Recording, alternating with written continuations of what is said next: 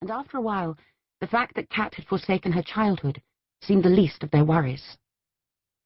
Kat loved her father and her sisters, but when the time came, she escaped to Manchester and university with a happy sigh. And while Jessica married her first serious boyfriend, and Megan moved in with her first real boyfriend, Kat lost herself in her studies and later in her work, in no rush to build a home and start a family. More than either of her sisters, Kat had seen the reality of a woman's work, the hard slog, the thankless graft, the never-ending struggle to keep bellies fed and faces clean and bottoms wiped and eyes dried and washing done. Let Jessica and Megan build their nests. Kat wanted to fly away and to keep flying. But she was wise enough to know that this wasn't a philosophy. It was a wound. As a student, Kat angrily confronted her mother about all that had been stolen from her. "What kind of mother were you? What kind of human being?" "Your parents' ruin. Oh, change the record."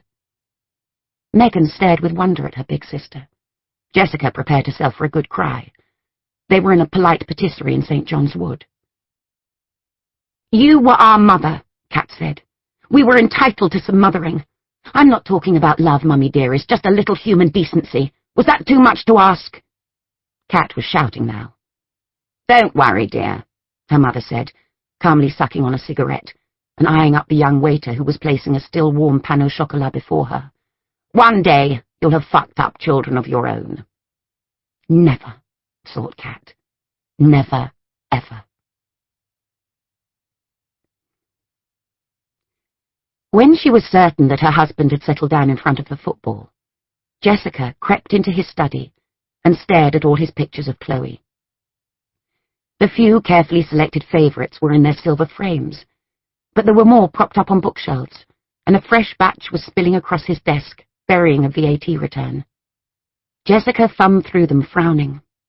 There was Chloe in the park, in the baby swings, one vicious-looking tooth glinting at the bottom of her wide, gummy mouth.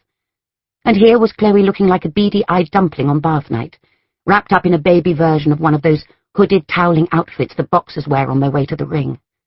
And here was Chloe in the strong, adoring arms of her father, Paolo's younger brother Michael. Chloe. Baby Chloe. Bloody baby Chloe. Somewhere inside her, Jessica knew that she should be grateful.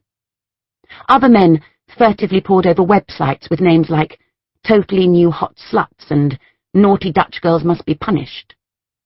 Jessica was certain that the only rival she had for Paolo's heart was baby Chloe, the child of Michael and Naoko, his Japanese wife. Yet every picture of Chloe was like a skewer in her heart. How could a man that kind and that smart be so insensitive? Michael says that Chloe's at the stage where she's putting everything in her mouth. Michael says she thinks the world is a biscuit. Jessica said, coolly staring at a picture of Chloe, looking completely indifferent to the mushy food smeared all over her face. "I thought all your Asian babies were pretty. Just goes to show, doesn't it?" Paolo said nothing, just quietly collected his pictures of Chloe, avoiding his wife's eyes. Jessica knew it hurt him too, the younger brother becoming a father before he did. But it didn't hurt him in the same way it hurt her. It didn't eat him alive. Jessica loathed herself for talking this way. There was a large part of her that loved Chloe to bits. But Chloe was a brutal reminder of Jessica's own baby, the baby that hadn't been born yet, despite the years of trying, and it turned her into someone she didn't want to be. Jessica had left work to have a baby. Unlike both her sisters, her career had never been central to her world. Work was just a way to make ends meet, to perhaps meet the man you would make a life with. Paolo was driving a black cab back then, and when he stopped to help Jessica with her car, he was so shy he could hardly look her in the eye. "Can I help?" "I've got a broken tire." He nodded, reaching for his toolbox. "In the business," he said, and she saw that slow-burning smile for the first time. "We call it a flat tire." And soon they were away. On her very last day at work, before she set off for her new life as a mother, her colleagues at the Soho advertising agency gathered round with balloons, champagne and cake, and a big card with a stork on the front, It was the very best day of Jessica's working life.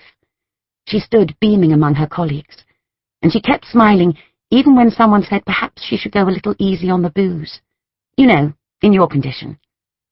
"Oh, I'm not pregnant yet," Jessica said.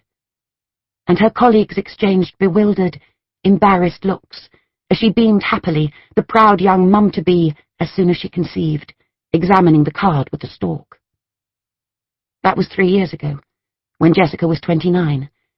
She had already been married to Paolo for 2 years, and the only thing that had stopped them trying for a baby the moment the vicar said, "You may kiss the bride," was that Paolo and his brother were trying to start their business. It wasn't the time for a baby. 3 years ago, when the business was suddenly making money, and Jessica was about to leave her 20s behind, that was the time for a baby. Except nobody had told the baby. 3 years of trying. They thought it would be easy. Now nothing was easy.